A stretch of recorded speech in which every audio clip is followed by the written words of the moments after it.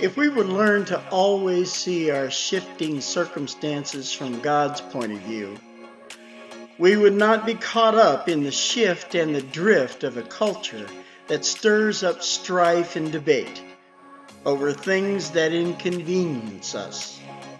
Rather, we would live as thankful people, praising God for His faithfulness in all things, at all times, and we would bloom where we are planted.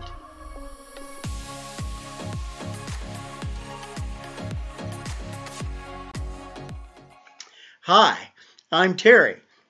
I'm the pastor of First Baptist Church of Plano, Illinois, and I welcome you to Through the Week. This day, the reading that we just had was from Ryle. There's a little excerpt, and he says something that I think is really timely. And what he has to say is that our position, the need for us to be positive and to be balanced in our thinking, to be, yes, critical, yes, skeptical, but not too critical, not too skeptical, not complain, and not to dredge up the dirt. What we need to be is a people who are positive and want to accentuate the good things about life. Life is tough enough, and especially these days. But life is tough enough. And we are too often surrounded by folks who want to be negative, who want to manipulate, who want to coerce, and who want to corrupt for the sake of their own agendas. Now, agendas are a terrible thing. They really are. Now, I keep an agenda because if I don't, I'll forget who I am and where I want to be. But agendas for the sake of creating what you want, getting what you want, manipulating and schmoozing and massaging. Oh, buddy, that's just too much work, man. Come on. If we were honest with each other, if we as a people were honest about what we want and how we want it to get done, I'm pretty sure it wouldn't be what we're looking at today. Fortune 500 companies taking the stimulus money from companies that are happy to have $500. The poor and the weak and the disadvantaged, aren't these the ones that we in our society who have an opportunity to make a difference should be making a difference for? Shouldn't our elected officials be standing up for Americans instead of worrying about America? Americans need help. And why should we fight each other over how much help, when that help can come, how that help can get there, and who gets credit for giving that help? It doesn't matter. People are hurting. I'm not one for, I really don't like it, as a matter of fact. You get on Facebook and someone sends you something and says, If you like this, pass it along, or if this touches your heart, pass it along, or even if you don't care, pass it along anyways. I don't like to pass stuff along like that. If I have an opinion, I'll make it. If I want to say something, I'll say it. However, I don't say everything that I could say.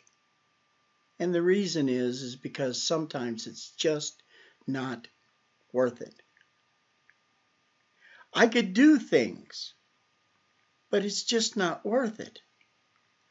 Why should I say or do anything that would denigrate someone, that would capitalize on their misfortune? Why should I want to take advantage of being, I don't know, glorified for the sake of doing what was right? It's not my glory to begin with. The glory is God's. And if we who are put here by God, were to be thankful in our hearts for those things that God has given to us, even those things that are seemingly bad, if we are thankful, then we will see a different side of society. We will look at a different way of life. We will look at a life that, frankly, is meant to be and will be, because the kingdom of God is coming. Don't step aside. Step in. Step into the kingdom of God. Be a part of its birth. Be one of those who is thankful to the Lord for what He's doing, because what He is doing is bringing forth the kingdom of God. And the kingdom of God is going to be that place where we won't have to worry about our leaders. We won't have to worry about who is saying what and when, what it will affect us, and we won't have to worry about our own contentment. Those things that make us both happy and are convenient for us. We won't have to do that anymore. We won't have to expect those things, and we won't have to, oh man, expectations, aren't they weird? I mean, come on. The expectation that I should have everything that I want to have is criminal. No, I shouldn't expect anything. What I should expect is I should expect that if I work hard, I'll be able to provide for my family. If I live a good life, and a good life means visiting widows and orphans in their affliction and keeping oneself unstained by the world. That's pure religion, folks.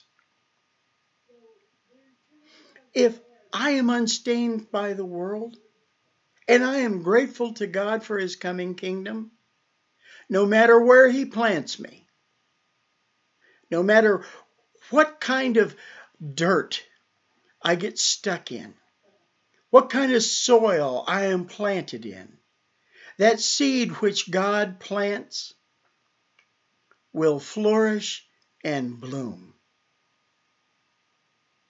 Let me ask you, wouldn't you like to flourish? Wouldn't you like to be a bloom that people go from all over just to marvel at?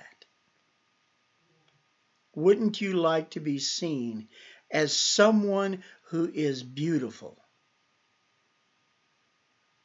Beautiful are the feet of those who spread the gospel.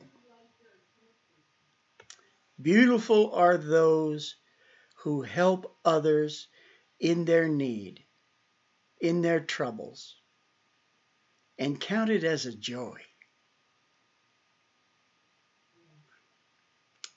I know there are a lot of tough decisions to be made these times, and I'm glad that I'm not the one that has to make them. Yeah, I ranted a little bit, but I do know that the answers aren't easy. And because of that, we should be more forgiving and we should be more accommodating. We should be helpful. So think of it this way. God has planted you wherever it is that He's planted you for the sake of your growing and coming to full bloom.